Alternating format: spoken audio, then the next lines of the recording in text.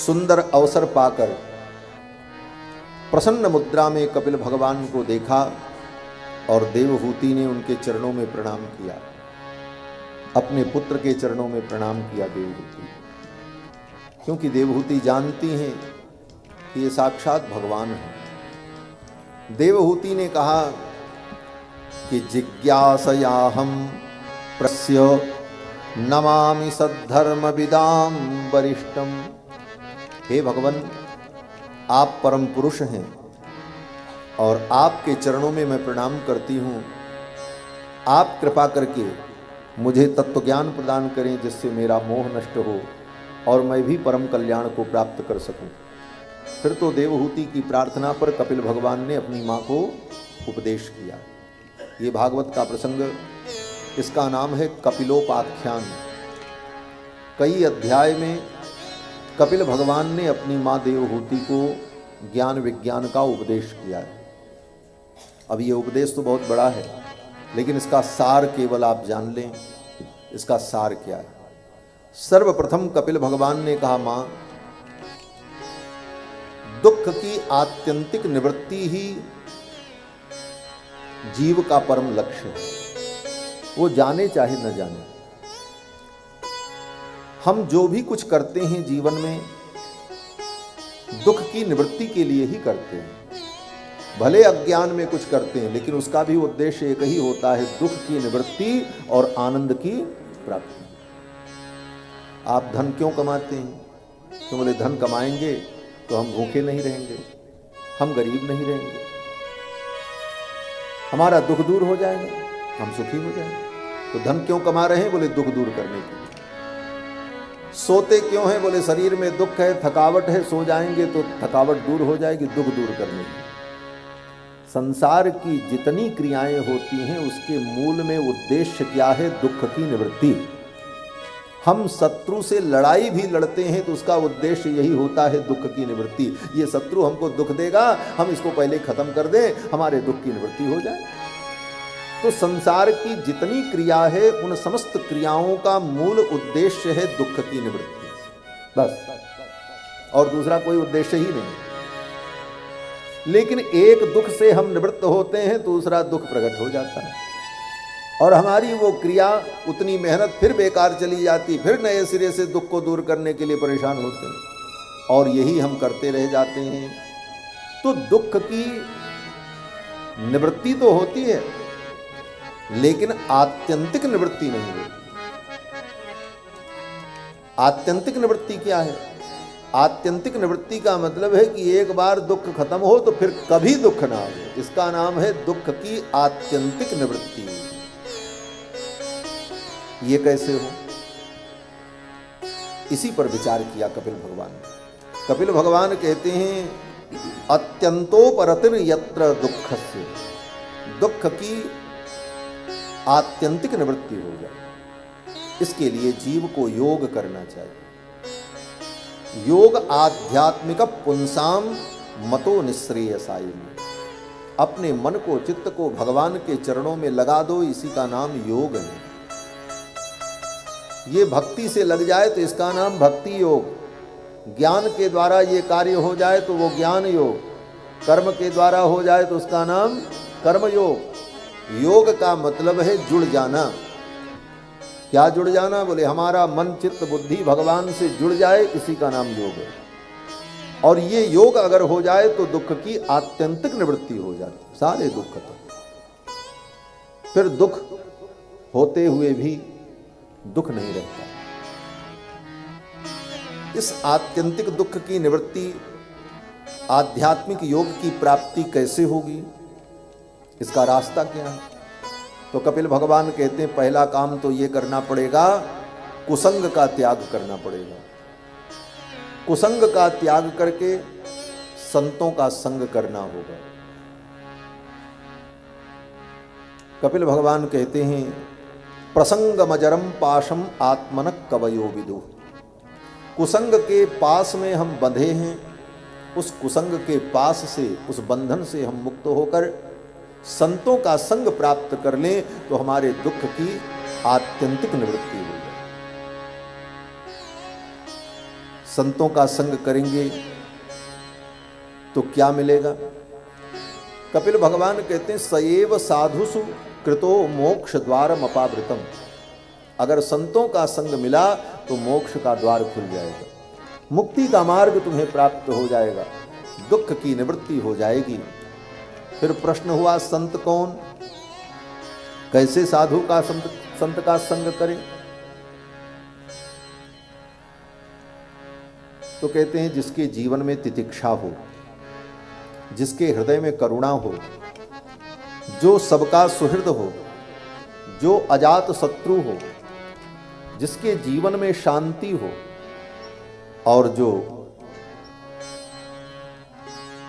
तपस्या और त्याग से संपन्न हो, ऐसे साधु, ऐसे संत साधु समाज के भूषण हैं। साधवः साधु भूषणाः, वो साधु समाज के भूषण हैं।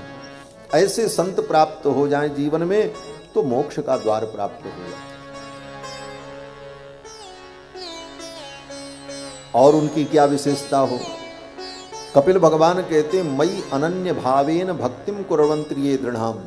जो अनन्य भाव से मेरी भक्ति करते हैं और मदाश्रयाः कथामृष्टाः शृण्वन्ति कथयन्ति च, मेरी कथा को सुनते हो और मेरी कथा को कहते हो, मेरी कथा में रमण करते हो, ऐसे त्यागी पुरुष संत विरक्त महात्मा प्राप्त हो जाएं, उनका संग मिल जाए तो मोक्ष का द्वार खुल जाता है।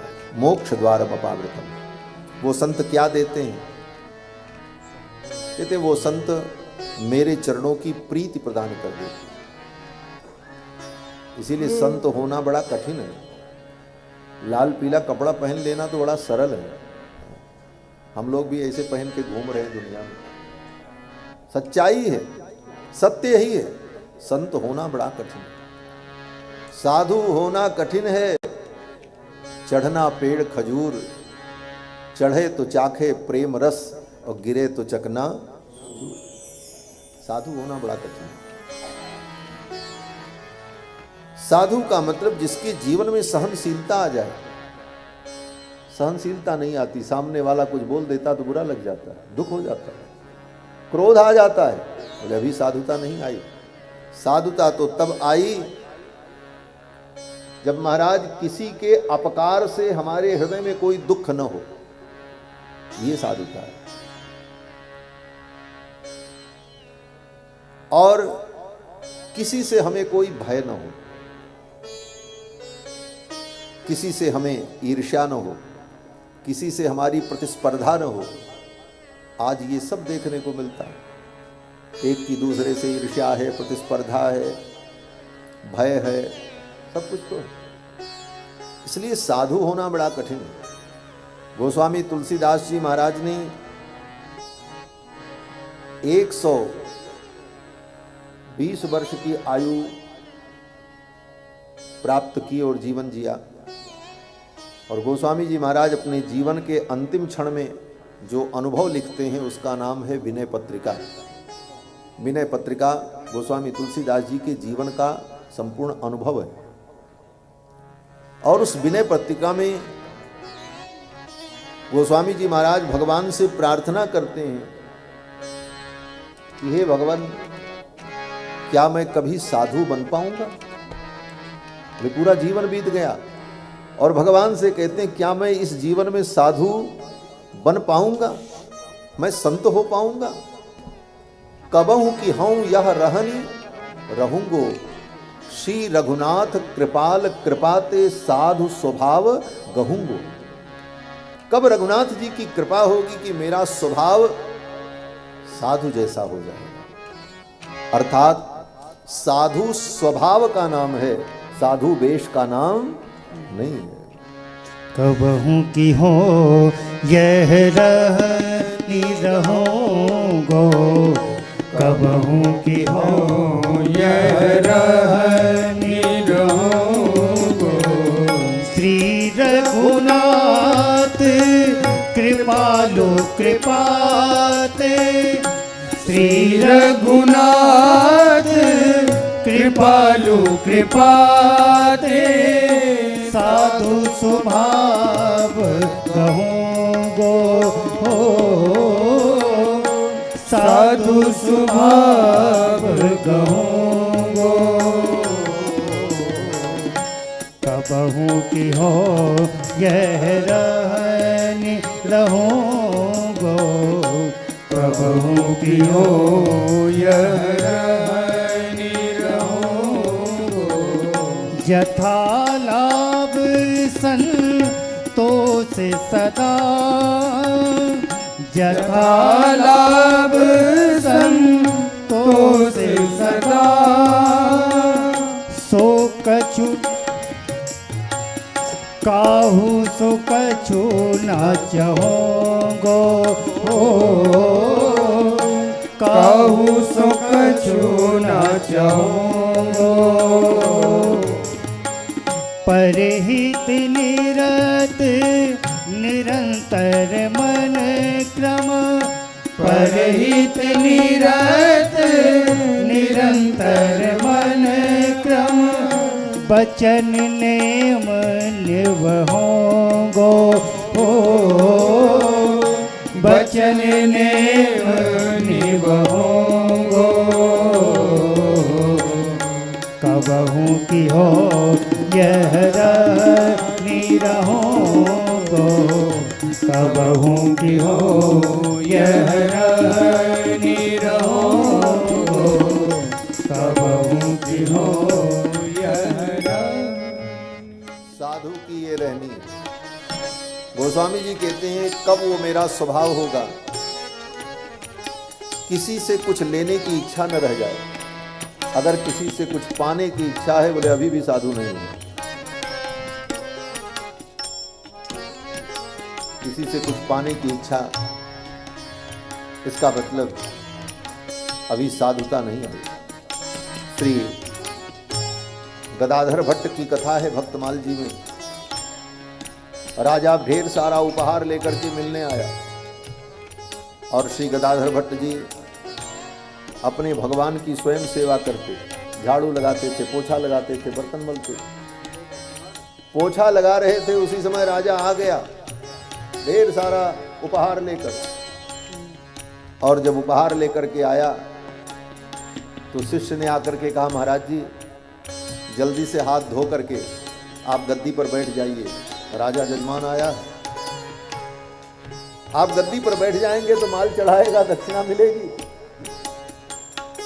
महाराज गदाधर भट्ट जी ने कहा, हमारी भगवान की सेवा से बढ़ करके उस राजा की संपत्ति नहीं। मैं भगवान की सेवा छोड़ करके गद्दी पर बैठने जाऊं हाथ धो करके और नाटक करूं, तब राजा हमारे चरणों में प्रणाम करके भेंट पूजा करेगा, मुझे नहीं जाना। और नहीं गए, डांट करके उस शिष्य को भगा दिया और भगवान के मंदिर में जो पोछा लगा रहे थे वो काम अपना प्रेम पूर्वक करते रहे और भगवान का कहीं करे करते। एक राजा से भी पाने की इच्छा समाप्त हो जाए, ये साधुता। इसलिए साधु होना बड़ा कठिन है।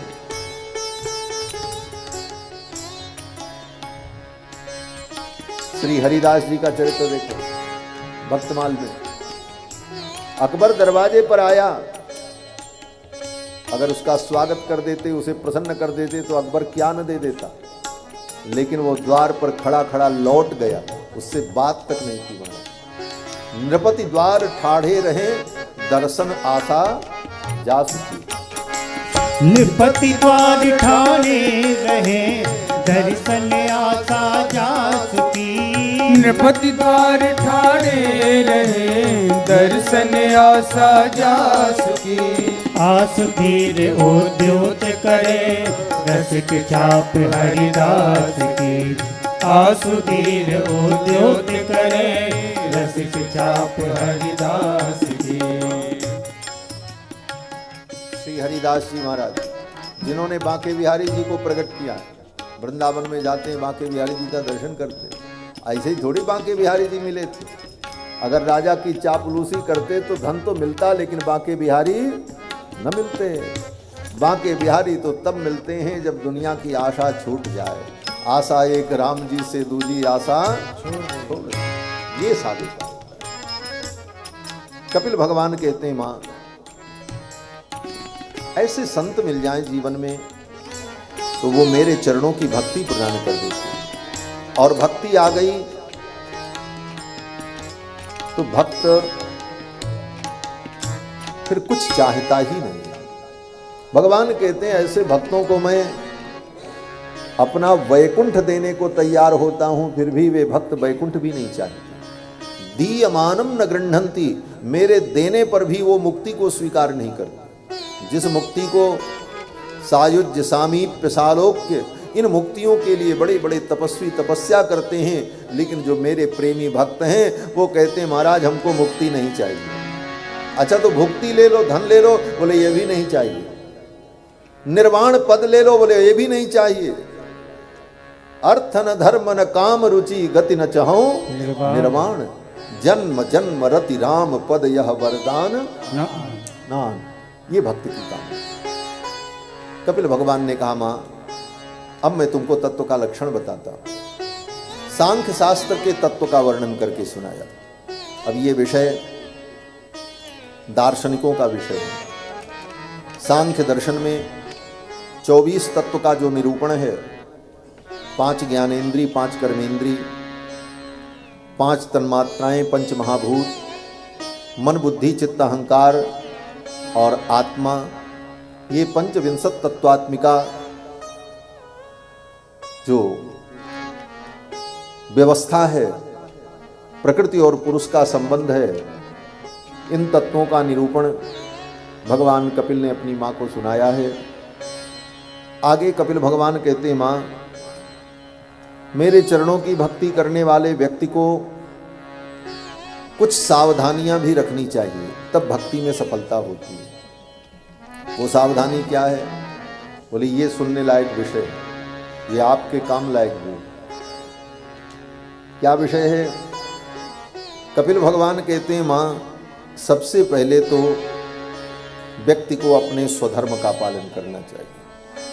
स्वधर्माचरणम शक्त्या, अपनी शक्ति के अनुकूल अपने स्वधर्म का पालन करना चाहिए। जिसका जो धर्म है, ब्राह्मण, क्षत्रिय, वैश्य, शूद्र, स्त्री, पुरुष, ब्रह्मचारी, गृहस्थ, वानप्रस्थी, सन्यासी, सबके अपने अपने धर्म हैं और अपने अपने धर्म का पालन करना यही स्वधर्म पालन है। और दूसरे का धर्म, बोले दूसरे का धर्म अगर तुमने पालन किया तो वो तुम्हारे लिए अधर्म है। जैसे ब्राह्मण वेद पढ़े, ये उसके लिए धर्म है, लेकिन यही काम अगर शूद्र करे, बोले तो फिर उसके लिए वो अधर्म हो जाएगा। क्यों? बोले वो उसका धर्म नहीं है। पुरुष गायत्री मंत्र का जप करे, संध्या वंदन करे, वेद पढ़े, ये पुरुष का धर्म है। लेकिन इन धर्मों को अगर स्त्री करे तो बोले स्त्री के लिए यही अधर्म है। अगर स्त्री गायत्री मंत्र का जप करे तो वो नरक में चली जाएगी, उसके लिए पाप है। अब क्या कहोगे? जो दूसरे के लिए धर्म है वो उसके लिए अधर्म है, और जो उसके लिए धर्म है वो उसके लिए अधर्म है। स्त्री को संध्या वंदन नहीं करना है, स्त्री को यज्ञोपवीत नहीं पहनना है, ये स्त्री का धर्म है। लेकिन स्त्री के इस धर्म को पुरुष अपना ले, अपना जनेऊ उठा करके फेंक दे, बोले तो उसके लिए वो अधर्म हो जाए। जिसका जो धर्म है वह उसके लिए कल्याणप्रद है और दूसरे का धर्म उसके लिए अधर्म है। इसको गीता में भगवान ने बड़े विस्तार से कहा है। केवल एक बात हम कहेंगे, स्वधर्मे निधनम श्रेय।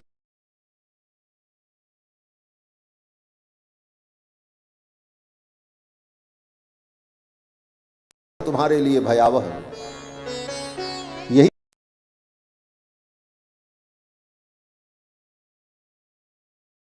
श्रेष्ठ समझ रहा था। क्या धर्म? भगवान ने कहा अर्जुन तुम युद्ध करो। अर्जुन ने कहा हम युद्ध नहीं करेंगे, इसमें हिंसा होगी, पाप होगा। बोले तो युद्ध नहीं करोगे तो तुम्हारी जीविका क्या होगी, कैसे जियोगे? राज्य तो चला गया।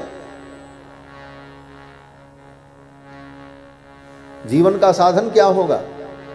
अर्जुन ने कहा जंगल में चले जाएंगे, कंदमूल फल खाएंगे, भिक्षा मांग करके भोजन कर लेंगे, लेकिन राज्य के लिए युद्ध नहीं करेंगे। भगवान ने कहा, अर्जुन, जंगल में जाकर कंदमूल फल खा लेना, भिक्षा मांग करके भोजन कर लेना, ये धर्म तुम्हारा नहीं है, ये ब्राह्मण का धर्म है। तुम क्षत्रिय हो, तुम्हारा धर्म तो युद्ध है, और तुम अपने धर्म को छोटा समझ रहे हो और ब्राह्मण के धर्म को श्रेष्ठ समझ रहे हो। जो ब्राह्मण का धर्म है वो तुम्हारे लिए अधर्म है, और जो तुम्हारे लिए धर्म है वो ब्राह्मण के लिए अधर्म है। जब व्यक्ति अपने धर्म को ही अधर्म समझने लग जाए और जो उसके लिए अधर्म है उसको धर्म समझने लग जाए, ऐसी भ्रम की जो स्थिति है, उस भ्रम को दूर करने के लिए गीता के ज्ञान की प्रवृत्ति होती है। ये गीता ज्ञान है। 18 अध्याय गीता सुनाया, उसका परिणाम क्या हुआ? उसका परिणाम यही हुआ कि जो अर्जुन युद्ध छोड़ करके भाग रहे थे, अपने धर्म से उनको घृणा हो रही थी और दूसरे का धर्म उनको श्रेष्ठ समझ में आ रहा था, वही अर्जुन की बुद्धि शुद्ध हो गई और अर्जुन ने कहा, करिष्ये वचनम तव। हे भगवान, आप जो कहेंगे वो मैं करूंगा, आप जो कहोगे मैं वो करूंगा, तैयार हूं। भगवान ने कहा, माम अनुस्मर युद्ध च, मेरा स्मरण करो और युद्ध करो। अर्जुन ने गांडी उठा लिया और युद्ध किया। तो स्वधर्म का पालन यही सनातन धर्म है। आज हर व्यक्ति अपने स्वधर्म को छोड़कर भगवान की भक्ति करने में लगता है। बोले स्वधर्म छोड़ करके भक्ति करोगे तो भक्ति भी व्यभिचारिणी हो जाएगी। कपिल भगवान कहते हैं, स्वधर्माचरणम सत्या, अपने स्वधर्म का अपनी शक्ति के अनुकूल पालन करो। विधर्माच्च निवर्तनम, दूसरे का जो धर्म है उसको तो सर्वथा त्यागो। तुम अपने धर्म का पूरा पूरा पालन नहीं कर पा रहे हो, कोई बात नहीं। कपिल भगवान कहते हैं, स्वधर्माचरणम सत्या, अपने धर्म का आचरण तुम अपनी शक्ति के अनुकूल, सामर्थ्य के अनुकूल करो। कोई जरूरी नहीं है कि तुम पूरा कर पाओगे, लेकिन दूसरे के धर्म का तुम आचरण मत करो। क्यों? बोले वो दूसरे का धर्म तुम्हारे लिए अधर्म है, विष के समान है। जैसे 10 रोटी खाने को न मिले कोई बात नहीं, लेकिन 2 रोटी भी मिलेगी तो तुम जिंदा रहोगे। लेकिन अगर तुमने जहर खा लिया तब तो तुम खाने लायक भी नहीं रहोगे, मर जाओगे। इसलिए तुम्हारा धर्म तुम्हारे लिए श्रेयस्कर है और दूसरे का धर्म तुम्हारे लिए हानिकारक है, और ये सबके लिए नियम है। इसी को कहा गया स्वधर्म। स्वधर्मे निधनम श्रेय, पर धर्मो भयावह। कपिल भगवान भी कहते हैं, मां, अपने स्वधर्म का व्यक्ति को आचरण करना चाहिए, पर धर्म का त्याग करना चाहिए। दैवाल लब्धेन संतोषः, प्रारब्ध में तुम्हारे पुरुषार्थ से तुमको जो मिला उसमें तुम संतुष्ट रहना सीखो, हाय हाय मत करो। जितना परमात्मा ने दिया उसमें तुम संतोष करो, ये दूसरी व्यवस्था। और तीसरी चीज बोले आत्मविद चरणार्चनम, जो आत्म तत्व को जानने वाले हैं ऐसे संत महापुरुषों के चरणों की सेवा करो। आत्मज्ञ महापुरुष जो हैं उन आत्मज्ञ महापुरुषों के चरणों का आश्रय लो। और ग्राम्य धर्म निवृत्तिश्च, संसार के बहुत प्रपंच में मत पड़ो, जगत का व्यवहार निभाने में पड़ोगे तो ये जगत का व्यवहार कभी समाप्त होने वाला नहीं। आज उनके घर शादी है, कल उनके यहाँ कुछ है, परसों उनके यहाँ कुछ है, आज उनसे मिलने जाना है, आज उनके यहाँ नहीं जाएंगे तो वो नाराज हो जाएंगे, आज सामाजिक कार्यक्रम में जाना है तो आज इस कार्यक्रम, जीवन इसी में चला जाएगा। संसार के बहुत से व्यवहार को निभाना भी भक्ति में बाधक है। बहुत व्यवहारिक बन करके हम सबका निर्वाह करने लग जाते हैं, इसी में जीवन की सारी ऊर्जा और शक्ति समाप्त हो जाए। ग्राम्य धर्म निवृत्तिश्च मोक्ष धर्म रतिस्तथा, जो मोक्ष का धर्म है, कथा, सत्संग, ज्ञान, मंदिर, तीर्थाटन, इसमें अधिक से अधिक समय प्रदान किया जाए, इसमें आप समय लगाओ। ग्राम्य धर्म निवृत्तिश्च मोक्ष धर्म रतिस्तथा। फिर आगे कहते हैं मित मेध्यादनम सस्वत विविक्त क्षेम सेवन। अब आहार की बात कर रहे हैं। कपिल भगवान कहते हैं मेरी भक्ति में लगे हुए प्राणी को सीमित और पवित्र आहार करना चाहिए। अगर भक्ति मार्ग में लगे हो तो यह भी सावधानी रखनी पड़ेगी कि मितम भोजन करो, लेकिन कितना करो? बोले सीमित करो। ये नहीं कि सवेरे से शाम तक खाने में ही लगे। अभी सवेरे खाए तब तक शाम की प्रोग्रामिंग हो गई कि शाम को क्या खाना। अभी हाल की ही बात है, कहाँ की, किसी के यहाँ जाना था तो हमने कहा भाई हम फला तारीख को आपके यहाँ पहुँचेंगे। तो 5 दिन पहले ही उन्होंने कहा महाराज क्या क्या बनवाना है, क्या क्या व्यवस्था करनी, क्या क्या खाएंगे। हमने कहा अभी 5 दिन बाकी है, आज ही से उसकी क्या चिंता, उस समय जो व्यवस्था मिलेगी उसी में काम चल जाएगा। खाने पर इतना ध्यान, अगले टाइम क्या खाना है, कैसे खाना है, क्या क्या चीज़ खानी है। लगता खाने के लिए पैदा हुए हो धरती पे क्या, या और कोई काम नहीं। सीमित आहार, आहार जीवन के लिए जरूरी है, लेकिन आहार ही सब कुछ है ऐसा नहीं। इसलिए कपिल भगवान कहते हैं सीमित भोजन करो, इतना भोजन हो जिससे शरीर को ऊर्जा मिले और शरीर चले। मितम, और कैसा हो, मेध्यम, पवित्र हो। शरीर के पोषण के नाम पर कचड़ा खा लो, डॉक्टर कहता है ये खाओ, इसमें प्रोटीन मिलेगा, इसमें विटामिन मिलेगा। शरीर को रखने के नाम पर डॉक्टर के कहने पर, कोई डॉक्टर बैठे हो तो दुखी मत होना, हो सकता कोई बैठा हो, हम तो धर्म की बात कह रहे हैं। डॉक्टर का काम चिकित्सा विज्ञान है, और चिकित्सा विज्ञान धर्म के अनुसार नहीं चलता है। भारतीय चिकित्सा विज्ञान धर्म के अनुसार चलता है, आयुर्वेद शास्त्र धर्म के अनुसार चलता है। आयुर्वेद में इसीलिए 3 प्रकार की चिकित्सा पद्धति है, सात्विक, राजस, तामस। सात्विक प्राणियों के लिए सात्विक चिकित्सा पद्धति होती है, और तामसी प्राणियों के लिए तमोगुणी चिकित्सा पद्धति होती है, और राजसी प्राणियों के लिए रजोगुणी चिकित्सा पद्धति होती है। परम सात्विकों के लिए परम सात्विक चिकित्सा पद्धति है। चरक ने लिखा है, सुश्रुत ने लिखा है, अगर आप परम सात्विक हैं, कहीं भी कोई वस्तु नहीं खाते हैं, केवल जल और दूध पी करके रहते हैं, और आपको शुगर की बीमारी हो गई तो क्या करें, तो उनके लिए कौन सी चिकित्सा होगी। तो आयुर्वेद शास्त्र कहता है कि वो विष्णु सहस्त्र नाम का पाठ करें तो उनका मधुमेह ठीक हो जाए। ये सुश्रुत ने वर्णन किया। किसी को हृदय रोग हो जाए तो वो क्या करे, बोले पुरुष सूक्त का पाठ करवा दो। तो ये सात्विक चिकित्सा है, मंत्रों के द्वारा औषधि चिकित्सा। जो परम सात्विक हैं, जो कोई वस्तु बाहर के खा नहीं सकते, तो उनकी चिकित्सा कैसे हो।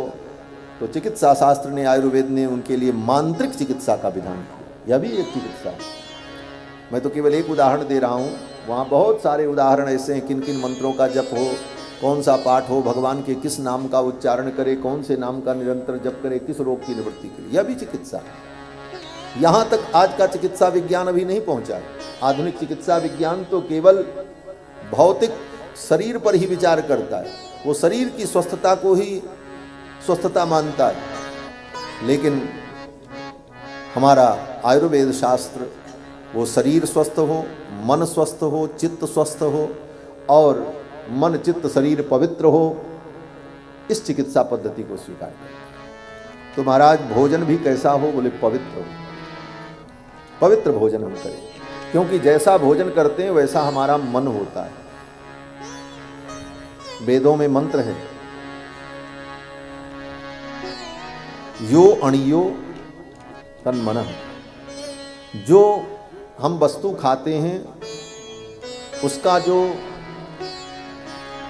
सबसे सूक्ष्म अंश होता है वो हमारे मन को प्रभावित करता है।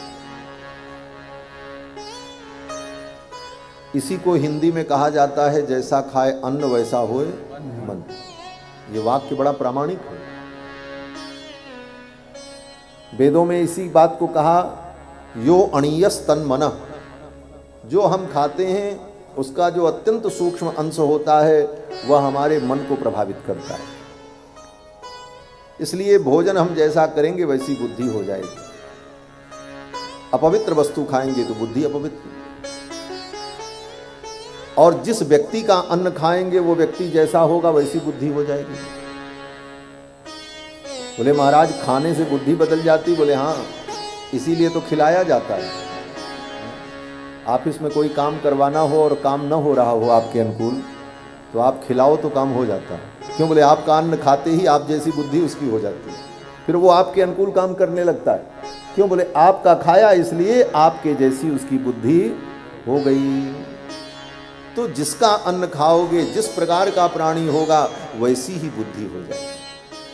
इसीलिए ऋषि मुनियों ने, महात्माओं ने बहुत विचार किया, किसका अन्न खाना, किसका नहीं खाना, क्या खाना क्या नहीं खाना, क्योंकि संपूर्ण जीवन तो आहार पर ही निर्भर है। और जिस आहार पर पूरा जीवन निर्भर है, उस आहार का हमारे जीवन में इतना बड़ा महत्व है, तो फिर वो आहार कैसा हो, इस पर विचार भी तो होना चाहिए कि जहाँ पाओ वही खा लो, जो पाओ वही खा लो। कपिल भगवान कहते हैं, मित मेध्या जन्म सस्वत विविक्त क्षेप सेवनम, सीमित और पवित्र आहार हो और हम एकांत रहने का अभ्यास करें। अहिंसा, सत्य, अस्तेय, ब्रह्मचर्य, अपरिग्रह, इन नियमों का हम यथोचित अपने जीवन में पालन करें और अपने घर में नित्य भगवान की पूजा करें, आराधना करें और समय निकाल करके भगवान के चतुर्भुज स्वरूप का हम ध्यान करें। और जब तक भगवान के ध्यान में हमारा मन लगे, ध्यायेत चिरम भगवतः चरणारविंदम, भगवान के चरणारविंद में अपने चित्त को लगाएं। और जब ध्यान से मन हटने लग जाए तो फिर भगवान से संबंधित अन्य क्रियाओं में अपने मन को लगावे, कीर्तन करे, सेवा करे, फूल माला बनावे, दूसरे काम में अपने मन को, चित्त को लगाए। इस प्रकार जो व्यक्ति अपने जीवन को पवित्र करके भगवान के चरणों में मन लगाता है, वो परम गति को प्राप्त कर लेता है। आगे कपिल भगवान ने अपनी माँ को जीव के गति का वर्णन करके सुनाया। ये जीव संसार में मनुष्य योनि में कैसे आता है। अत्यंत सूक्ष्म जीव भोजन के माध्यम से पुरुष के शरीर में जाता है और फिर रस के रूप में परिवर्तित होकर फिर वह रक्त में जाता है, रक्त से मांस में जाता है, मांस से अस्थि में जाता है, अस्थि से मज्जा में जाता है और मज्जा से फिर वो उत्तम धातु में प्रविष्ट होता है और गर्भाधान काल में वह सूक्ष्म जीव माँ के गर्भ में प्रविष्ट होता है। कपिल भगवान कहते, माँ कर्मणा दैव नेत्रेण जंतुर्देहोपपत्तये, अपने कर्म के अनुसार उसको जिसका पुत्र बनना है, उस पिता के शरीर में वह जीवात्मा भोजन के माध्यम से इस प्रकार से जाता है। और फिर स्त्रियाः प्रविष्ट उदरम, फिर स्त्री के उदर में वो प्रवेश करता है। कललम त्वेक रात्रेण पंचरात्रेण बुद्बुदम, एक रात्रि में वो कलल के समान होता है, 5 रात्रि में बुद्बुद के समान होता है। 10 दिन में वो बेर फल के बराबर हो जाता है, 1 महीने में वो अंडे के बराबर हो जाता है और दूसरे महीने में उसके अंदर अंगों का निर्माण प्रारंभ होता है। और इस प्रकार धीरे धीरे चतुर्भिर्धातव सप्त पंचभिक्षुत्रभवः, 4 महीने में उसके अंदर सभी धातुएं सृजित हो जाती हैं और 5वें महीने में उसके अंदर चेतना आ जाती है और उसे भूख प्यास लगने लगती है। फिर माँ के द्वारा खाए गए पदार्थ से उसका पोषण होता है और इस प्रकार वो 9 महीने तक माँ के गर्भ में धीरे धीरे बड़ा होता है। गर्भ के कीट उसे काटते रहते हैं और वो माँ के द्वारा खाए गए तीखे कड़वे पदार्थों के द्वारा कभी कभी दुख और पीड़ा को भी प्राप्त करता रहता है। और धीरे धीरे जब 9 महीना बीत जाता है, जन्म का समय आता है, तो उसके अपने 100 जन्मों की उसे स्मृति हो जाती है। 100 जन्मों की बात उसे याद आ जाती है। तब तत्र लब्ध स्मृतिर्दैवात् कर्म जन्म शतोद्भवम्, 100 जन्मों के कर्म उसे याद आ जाते हैं और फिर वो भगवान से प्रार्थना करता है, प्रभु अब मैं संसार में जा कर के केवल आपके चरणों की भक्ति करूँगा और कोई काम नहीं करूँगा। लेकिन यह प्रतिज्ञा करके यह जीव संसार में जन्म लेता है और फिर अपनी उस प्रतिज्ञा को भूल जाता है। फिर भगवान की ही कृपा होती है तो सत्संग में आकर भगवान की चर्चा को सुनकर उसे इन बातों की स्मृति होती है और स्मृति हो गई और वो सावधान हो गया तो उसका जीवन धन्य हो जाता है। कपिल भगवान ने ये सब आख्यान अपनी माँ देवहूति को सुनाया। इन सब विषयों को सुनकर देवहूति का मोह नष्ट हो गया। एवं निशम्य कपिलस्य वचो जनित्री सा कर्दमस्य दयिता किल देवहूति विस्त्रस्त्र मोह पटला तमभिप्रणम्य। देवहूति के मोह का जो पर्दा था, विस्त्रस्त्र मोह पटला, मोह का पटल पर्दा हट गया और देवहूति ने अपने पुत्र कपिल के चरणों में प्रणाम किया और कहा, भगवान आपके उपदेश से मेरा मोह नष्ट हो गया। लेकिन एक बात हमको समझ में नहीं आई। क्या समझ में नहीं आई? देवहूति कहती हैं कि अभी भी मैं सोच रही हूं कि आपको मैंने अपने गर्भ में धारण किया। सत्वम भृतो में जठरेण नाथ कथम नु यस्योदर एतदासी। हे भगवान, आपको मैंने अपने पेट में रखा, कैसे रखा, क्यों? देवहूति कहती, विश्वम युगांते बटपत्र एकः। जब प्रलय होती है और उस प्रलय काल में बटपत्र के दोने के बीच में बालक बन करके आप लेटे रहते हो और उस समय संपूर्ण सृष्टि आपके पेट में चली जाती है। जब आप बालक बनते हैं, करारविंदे न पदारविंदम मुखारविंदे विनवेशयंतम, उस समय संपूर्ण सृष्टि आपके गर्भ में रहती है और उस समय आप बालक रहते हैं। तो बाल रूप में आपके गर्भ में संपूर्ण सृष्टि और उस बाल रूप को मैंने अपने गर्भ में धारण किया, ये कैसे संभव हुआ? देवहूति कहती हैं, सत्वम भृतो में जठरेण नाथ कथम नु यस्योदर एतदासीत विश्वम युगांते बटपत्र एकः सेतेष्म माया शिशुरंघ्रिपान। मुझे तो विश्वास ही नहीं हो रहा, और मुझे क्या, किसी को यह विश्वास कैसे होगा? जैसे मां कौशल्या ने कहा, कौशल्या ने क्या कहा? मम उर सोबासी यह उपहासी सुनत धीर मति फिर न रहे। आप मेरे गर्भ में थे, बुद्धि ये समझ नहीं पा रही, ये बुद्धि के समझ से परे। देवहूति ने भगवान के चरणों में प्रणाम किया। देवहूति कहती हैं, स्वादोपि सद्य समनाय कल्पते कुतः पुनस्ते भगवन्नु दर्शनात्। आपके चरणों की भक्ति से चांडाल भी पवित्र हो जाता है, और जो आपका दर्शन प्राप्त कर ले, मैं तो धन्य हो गई। फिर तो देवहूति ने अपने शरीर को वहीं छोड़ दिया और देवहूति के शरीर से एक सरिता प्रकट हो गई, नदी प्रकट हो गई, जिसका नाम देवहूति नदी है। आज भी देवहूति नदी। और देवहूति भगवान को प्राप्त हो गई और भगवान कपिल वहाँ से चलकर पूर्व दिशा की ओर गए, जहाँ पर गंगा और सागर का संगम है। वहीं गंगा सागर संगम में कपिल भगवान विराजमान हो गए और तप करने लगे। बोलो श्री कपिल भगवान की जय। भगवान कपिल के इस उपाख्यान को सुखदेव जी ने सुनाया। आगे वर्णन किया है, महाराज मनु की बेटी प्रसूति आकुति, उनका विवाह रुचि नाम के प्रजापति के साथ हुआ। उनके घर में भगवान यज्ञ नारायण प्रकट हुए। मनु जी की बेटी आकुति, उनका विवाह रुचि नाम के एक प्रजापति थे, ऋषि थे, उनके साथ हुआ। उनके घर में भी भगवान का अवतार हुआ। किस रूप में? बोले यज्ञ नारायण भगवान के रूप में। लेकिन यज्ञ नारायण भगवान अकेले नहीं उत्पन्न हुए, अपनी पत्नी लक्ष्मी जी के साथ में। नाम क्या हुआ? बोले भगवान का नाम यज्ञ हुआ और भगवान की पत्नी जो थी उनका नाम दक्षिणा हुआ। इसीलिए यज्ञ और दक्षिणा का बड़ा अद्भुत संबंध है। कोई भी यज्ञ करो तो उसमें दक्षिणा देनी पड़ती है। क्यों? बोले यज्ञ भगवान है और दक्षिणा उनकी पत्नी है। आप यज्ञ किए और दक्षिणा नहीं दिए तो क्या हुआ? बोले भगवान की पत्नी का तुमने हरण कर लिया। जो पाप रावण को लगा वही पाप दक्षिणा हरण करने वाले को लग जाता है। क्यों? बोले यज्ञ ही भगवान राम है और दक्षिणा ही सीता है। सीता का हरण रावण ने किया तो रावण को पाप लगा। उसी प्रकार यज्ञ करने पर अगर दक्षिणा नहीं दी तो सीता हरण का जो पाप है वही पाप लग जाता है। भगवान यज्ञ नारायण, उनकी पत्नी का नाम दक्षिणा, यज्ञस्य पत्नी दक्षिणा। यज्ञ नारायण भगवान की कथा सुनाई। आगे मनु जी महाराज की बेटी प्रसूति, इनका विवाह दक्ष प्रजापति से हुआ। इनकी 16 कन्याएं हुई।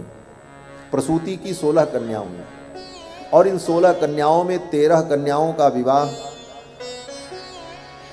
धर्म नाम के महर्षि के साथ हुआ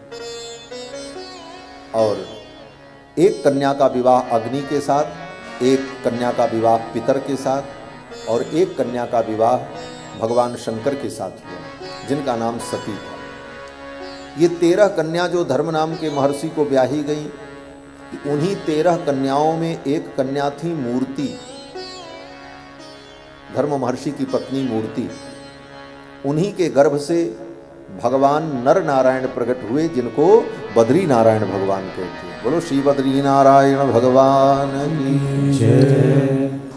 दक्ष प्रजापति की बेटी मूर्ति और मूर्ति का विवाह धर्म नाम के ऋषि के साथ हुआ, तो उनके घर में मूर्ति के गर्भ से भगवान नर नारायण प्रकट हुए। धर्म महर्षि के पुत्र हैं और धर्म महर्षि तपस्या करते थे, इसीलिए उनके पुत्र हैं नर नारायण, तो वो भी तपस्या करने लगे। बद्रीनाथ में आज भी तपस्या कर रहे हैं नर नारायण भगवान। और क्यों नर नारायण भगवान तपस्या कर रहे हैं? बोले भगवान नारायण इसलिए तपस्या करते हैं कि भारतवर्ष में रहने वाले प्राणी को तपस्या करनी चाहिए, और कलयुग में भारतवर्ष में रहने वाले ये मनुष्य तपस्या से हीन हो जाएंगे, और भारत में रह करके तपस्या से हीन हो जाएं तो भारत में रहने का उन्हें फल क्या होगा? तो परम कृपालु भगवान ने कहा कि चलो कोई बात नहीं, इन प्राणियों के लिए मैं तपस्या करूंगा, और भारत में रहने वाले हम आप जैसे मनुष्यों के लिए भगवान वहां बैठ करके तपस्या कर रहे हैं बद्रीनाथ धाम। ये भागवत में लिखा है। और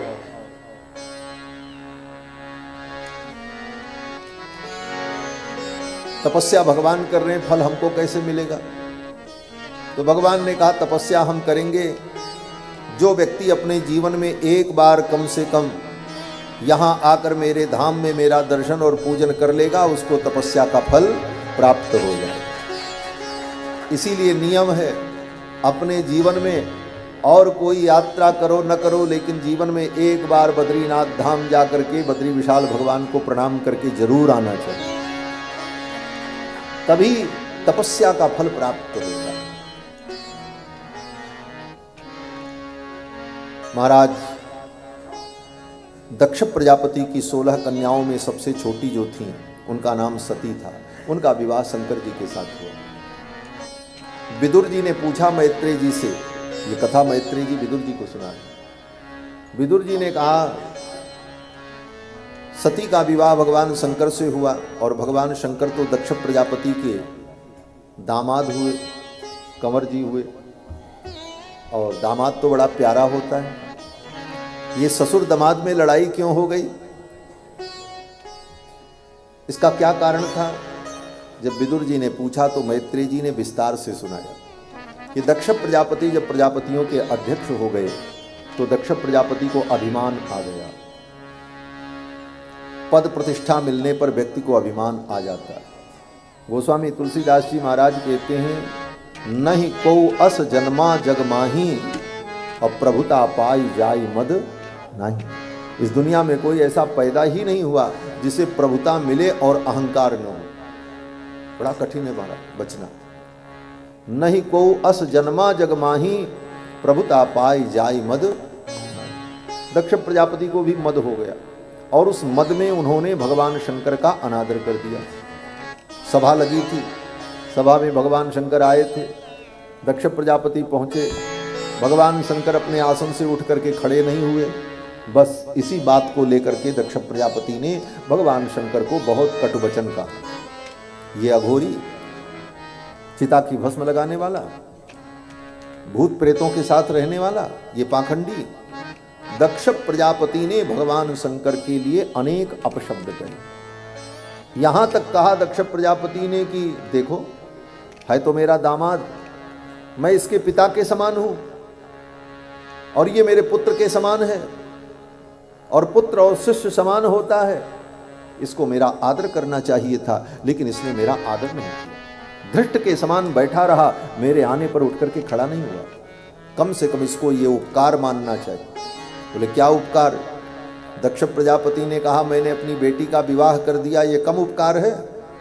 नहीं तो कौन पूछता इसको? कहाँ मेरी बेटी मृगसावाक्षी और कहां ये बंदरों जैसी आंख वाला। कथम मृगसावाक्ष्याः पाणिम मर्कट लोचनः, कहां मेरी बेटी मृगसावाक्षी और कहां ये बंदरों जैसी आंख वाला, कौन इसका ब्याह करता। ऐसे कठोर शब्द दक्ष प्रजापति ने भगवान शंकर के लिए करे।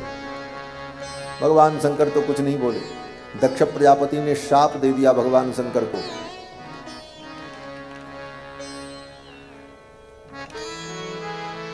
जाओ, देवताओं के साथ पंक्ति में बैठ करके आहुति प्राप्त नहीं हो। भगवान शंकर को जब शाप दे दिया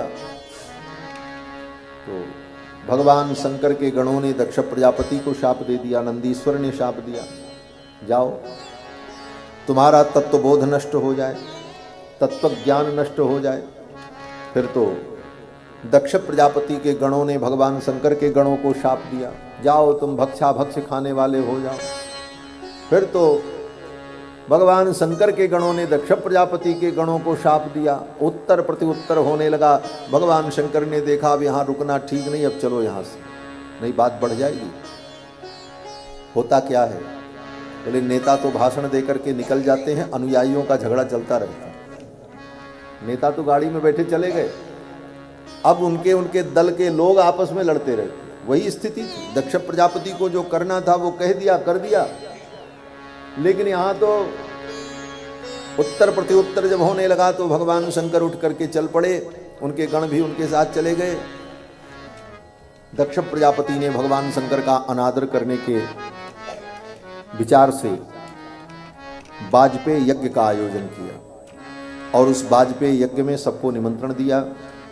दक्ष प्रजापति ने शंकर जी को निमंत्रण नहीं दिया।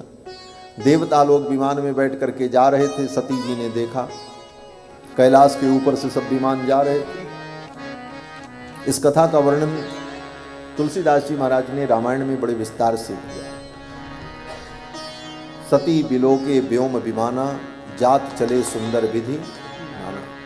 विमान आकाश मार्ग से जा रहे थे, सती जी ने देखा नभसिखे चराणाम प्रजल्पताम सती दाक्षायणी देवी पितुर्यज्ञ महोत्सवम।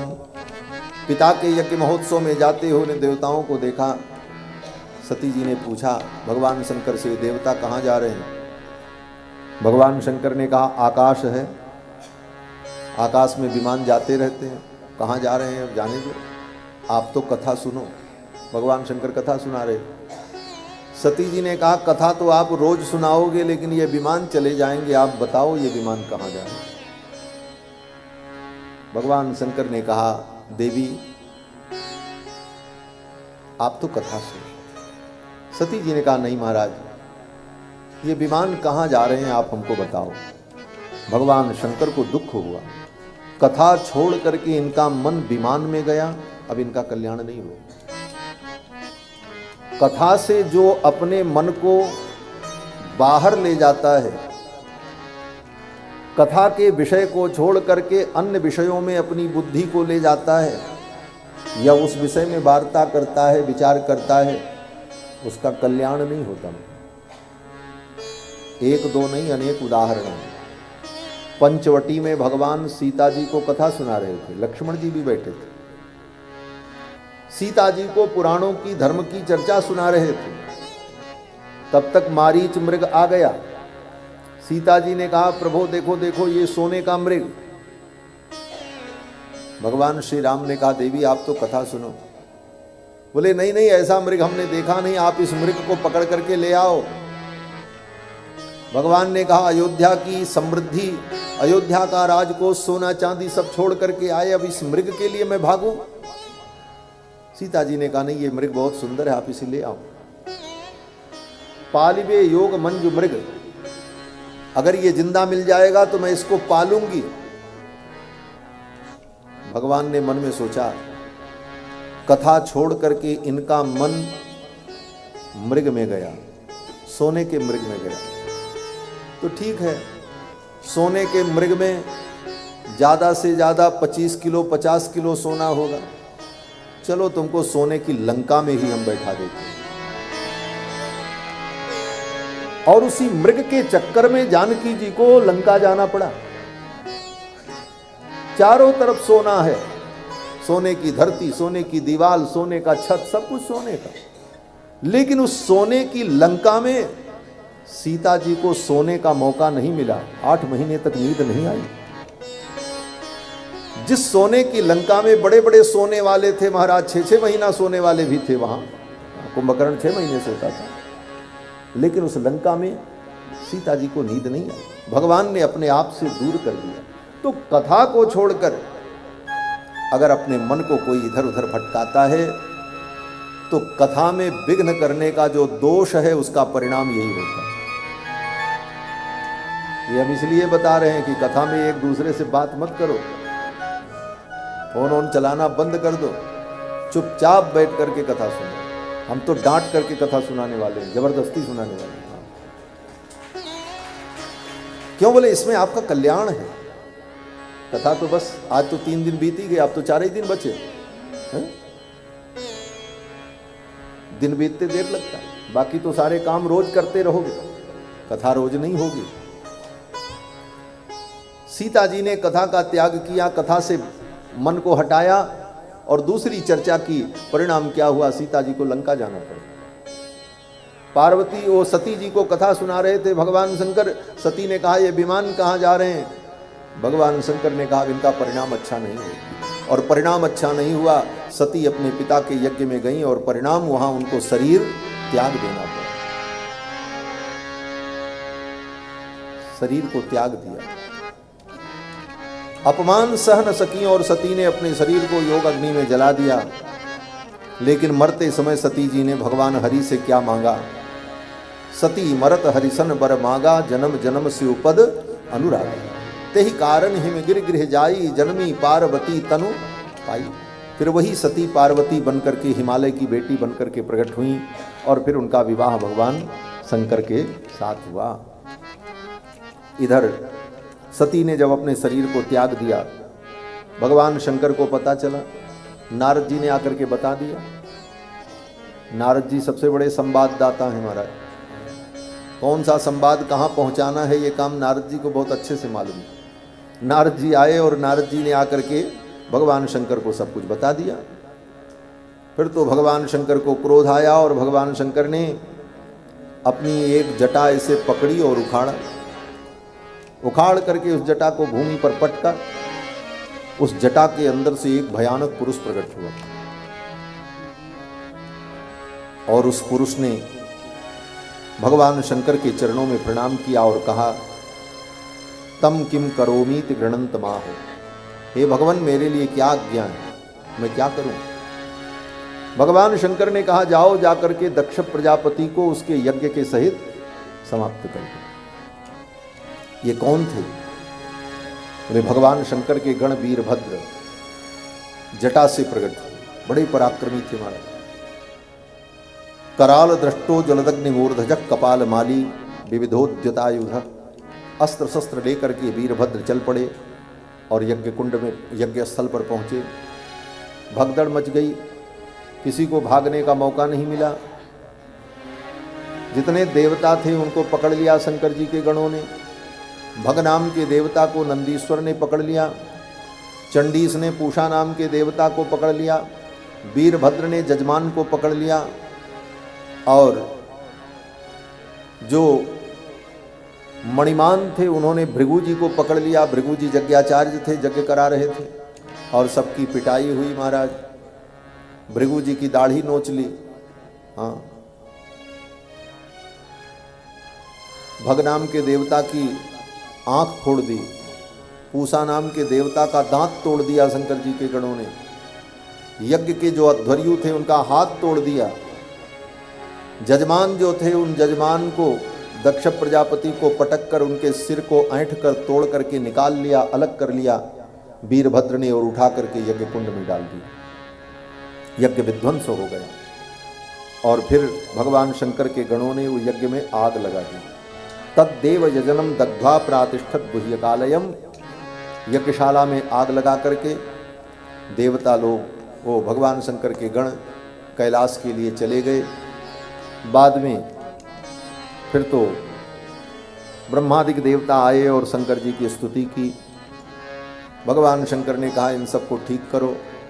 फिर तो दक्ष प्रजापति के शरीर में बकरे का सिर रख करके उन्हें जीवित किया गया और बाकी सबका इलाज हुआ यथोचित।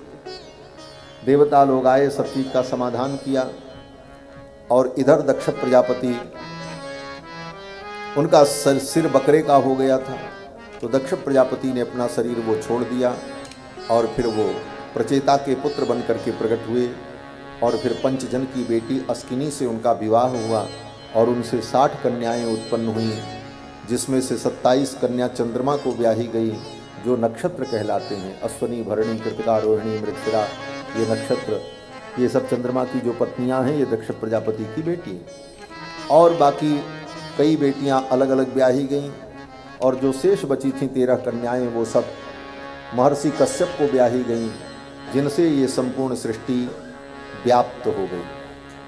महर्षि कश्यप की पत्नी कद्रु से सांप उत्पन्न हुए, बिलता से गरुण जी उत्पन्न हुए, सुरसा, ये सब अनेक अनेक पत्नियां महर्षि कश्यप की, जिनसे अनेक अनेक प्रजातियां उत्पन्न हुई और यह संपूर्ण सृष्टि काश्यप सृष्टि हो गई।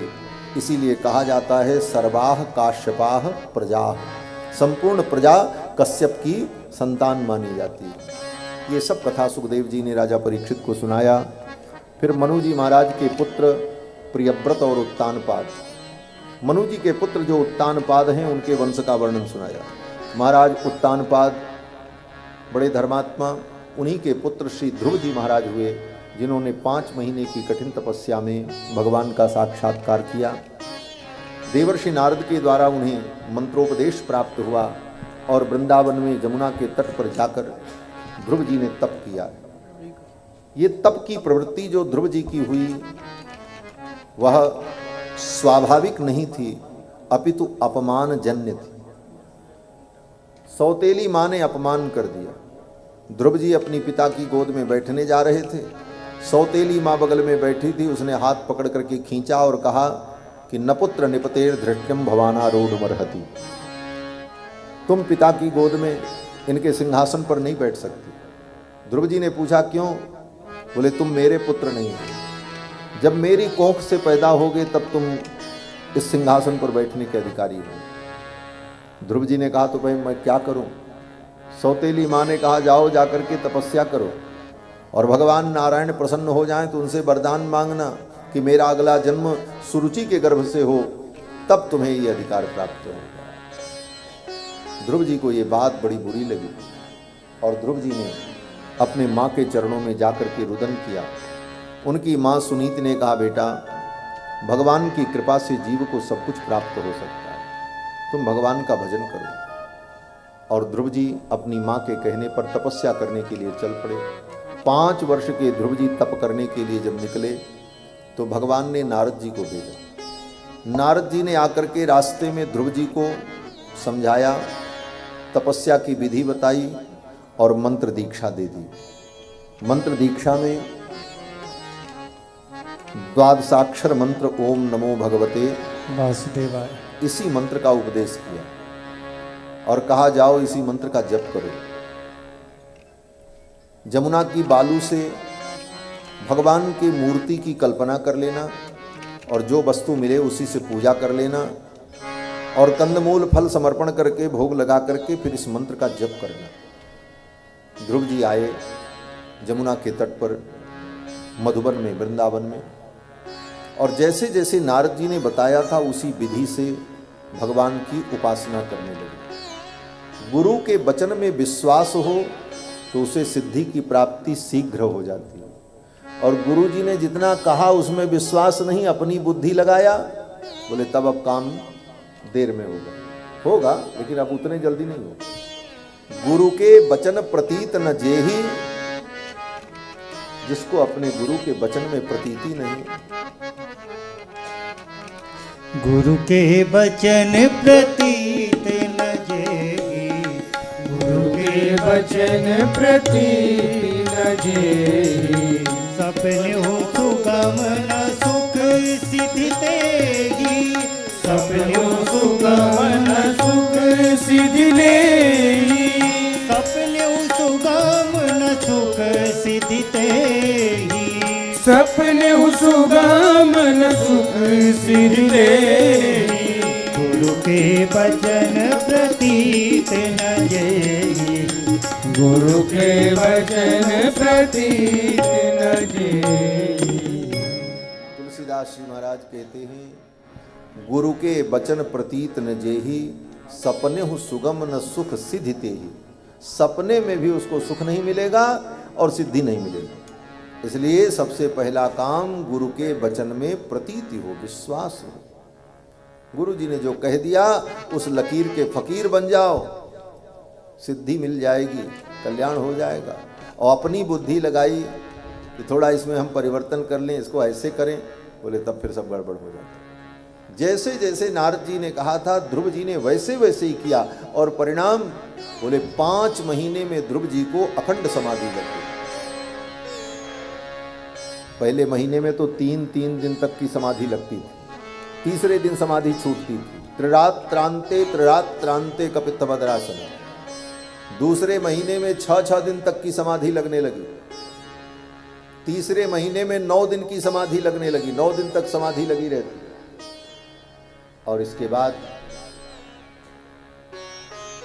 चौथे महीने में 12 दिन तक की समाधि। 5वां महीना आया तो अखंड समाधि लग गई। पंचमे मास्यनुप्राप्ते जितश्वासो नृपात्मजः। 5वें महीने में ध्रुव जी ने अपनी श्वास को भी जीत लिया। ध्यायन भगवतो रूपम नाद्राक्षीत किंचना परम। अपने हृदय में ही भगवान का दर्शन करते, बाहर के संसार से उनका मन चित्त सब उपरत हो गया। कहीं संसार की कोई बात उनकी बुद्धि में, मन में, चित्त में नहीं, केवल एकमात्र भगवान का ही ध्यान चिंतन हृदय में। ऐसी समाधि। भगवान को आना पड़ा। देवता परेशान हो गए। देवताओं ने भगवान से कहा, भगवान ने कहा हम जा रहे हैं। बोले कहाँ जा रहे हैं? किसी ने कहा भक्त को दर्शन देने जा रहे हैं। भगवान ने कहा चुप रहो, भक्त का दर्शन करने जा रहे हैं। हम भक्त को दर्शन देने नहीं जा रहे हैं। भक्त को दर्शन देते तो जीवन बीत गए। लाखों युगों से मैं भक्तों को दर्शन दे रहा हूं, लेकिन आज तो मैं अपने भक्त का दर्शन करने जा रहा हूं। ये कौन सा ऐसा महान भक्त है जिसका आप दर्शन करने जा रहे हो? भगवान ने कहा 5 वर्ष का बालक ध्रुव, जिसने मेरे लिए इतनी कठोर तपस्या की, ऐसे भक्त को तो मैं देखूं तो कि उस बालक के अंदर क्या विशेषता है। और भगवान आए। और भगवान जब मधुवन में पहुंचे, सहस्र शीर्षापि ततो गरुत्मता मधोर वनम भृत्य दिदीक्षयागतः। अपने भक्त ध्रुव को देखने के लिए भगवान जब मधुवन में आए तो क्या देखते हैं? बोले ध्रुव जी एक पैर पर खड़े, ध्यायन ब्रह्म पदैकेन तस्थौ स्थाणुरिवाचल। एक पैर पर खड़े, दूसरे पैर को उठा करके घुटने पर टिका दिया था। एक पैर पर खड़े और हृदय के अंदर भगवान का दर्शन कर रहे हैं। अखंड समाधि लगी, न हिल रहे हैं न डुल रहे हैं। ध्रुव जी के सामने भगवान आकर के खड़े हो गए। पहले तो भगवान ने ध्रुव को खूब निहारा। ध्रुव जी अभी भगवान को नहीं देख रहे हैं। ध्रुव जी की तो आंखें बंद थीं, वो तो अपने हृदय में भगवान का दर्शन कर रहे थे और सामने साक्षात भगवान खड़े थे। अंत में भगवान ने देखा ध्रुव की समाधि मैं पूर्ण कर दूं, इसके हृदय में जो मेरा रूप है वो रूप अंतर्हित हो जाए तो इसकी आंखें खुल जाएंगी, इसकी समाधि छूट जाएगी। भगवान ने संकल्प किया। ध्रुव के हृदय में जो भगवान का मनोहर रूप दिख रहा था, ध्यान में ध्रुव जी जो दर्शन कर रहे थे, वो ध्यान अचानक समाप्त हो गया। ध्यान जब टूटा तो ध्रुव जी को बड़ी व्याकुलता हुई, ये मेरा ध्यान क्यों टूट गया, ये समाधि क्यों छूट गई। और व्याकुल होकर के ध्रुव जी ने टक से आंख खोली और जब आंख खोली तो ध्रुव जी ने क्या देखा? बोले जो रूप हृदय के अंदर देख रहे थे वही भगवान सामने खड़े थे। सशंख चक्रम सकिरीट कुंडलम सपीत वस्त्रम सरसीरिहोक्षणम सहार वक्षस्थल कौस्तुभ श्रियम नमामि विष्णुम शिरसा चतुर। शंख चक्र गदा पद्म धारण किए हुए पीतांबर बनमाला विभूषित कोटि कोटि कंदर्प दर्प दलन पटियान महतो महियान सर्वतो ज्यायान भगवान ध्रुव के सामने खड़े थे। नख से लेकर सिख पर्यंत भगवान की दिव्य झांकी को ध्रुव जी अपलक नेत्रों से देखते रहे। भगवान के मस्तक पर करोड़ों करोड़ों ब्रह्मांड के स्वामित्व को सूचित करने वाला किरीट मुकुट शोभा को प्राप्त हो रहा। गभुआरी अलकावली, कानों में मकराकृत कुंडल, समुन्नत नासिका, मस्तक पर ऊर्ध्वपुंड, शंख के समान सुंदर ग्रीवा, गले में कौस्तुभ मणि, मणिमाला, मोहन माला, मटर माला, सोने की सतलड़ी, हीरे की पतलड़ी, कंधे पर शुभ पीतांबर, कटित विनिंदक पीतांबर, कमर में कसी हुई करधनी की क्षुद्र घंटिकाओं से सामवेद के मंत्र प्रकट हो रहे। ऊपर की भुजाओं में शंख चक्र, नीचे की भुजा में गदा और पद्म। मंद मंद मुस्कुराते हुए भगवान गोविंद सामने खड़े। ध्रुव जी ने देखा, ध्रुव जी ने सोचा मैं भगवान की स्तुति करूं, लेकिन कोई स्तुति ध्रुव जी को मालूम नहीं थी। 5 वर्ष के बालक थे, स्कूल गए नहीं थे, विद्यालय गए नहीं थे, अक्षर का भी ज्ञान नहीं था। 5 वर्ष का बालक तो खेलता है, खेलने की उम्र थी।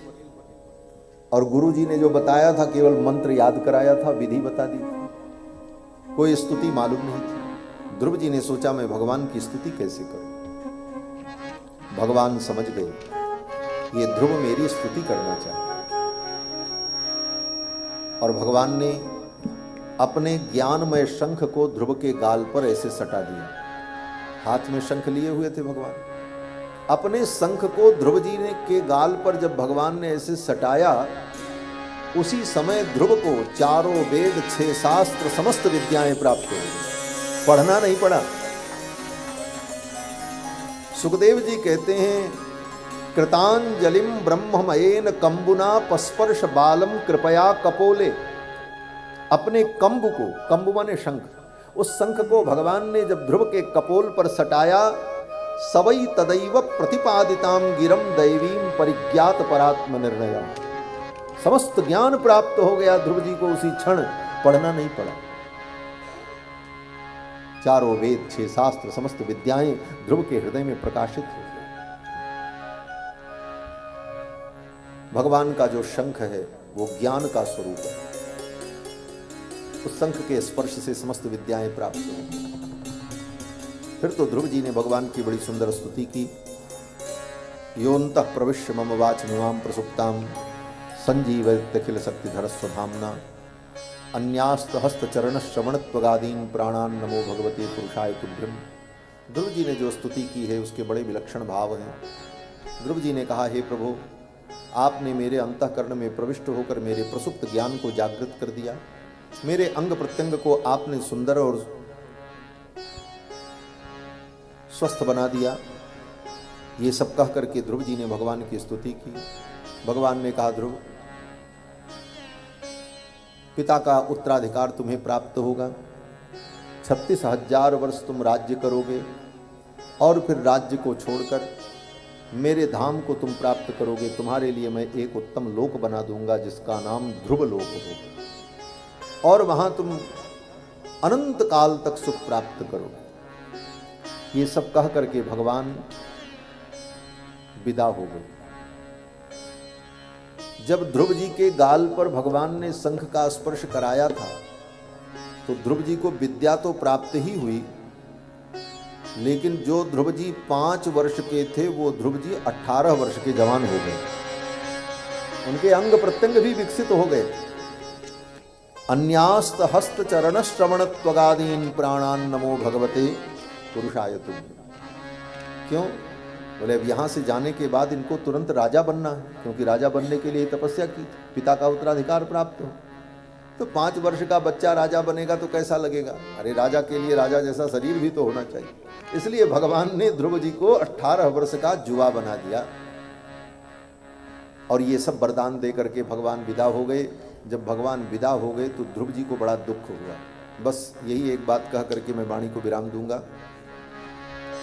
ध्रुव जी को दुख हुआ इस बात का कि मैंने बहुत बड़ी भूल कर दी। क्या भूल की? बोले मैंने भगवान से ये राज्य मांगा, संसार का सुख मांगा, कि मैंने बहुत बड़ी गलती की।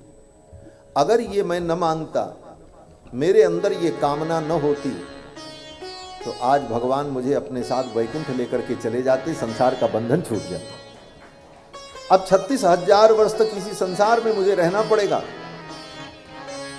और संसार का दुख सुख मुझे भोगना पड़ेगा। इस बात का पश्चाताप हुआ है ध्रुव जी को।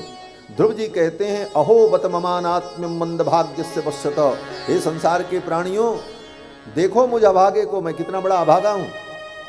ध्रुव जी ने यही कहा मैं अभागा हूं, मेरा दुर्भाग्य देखो।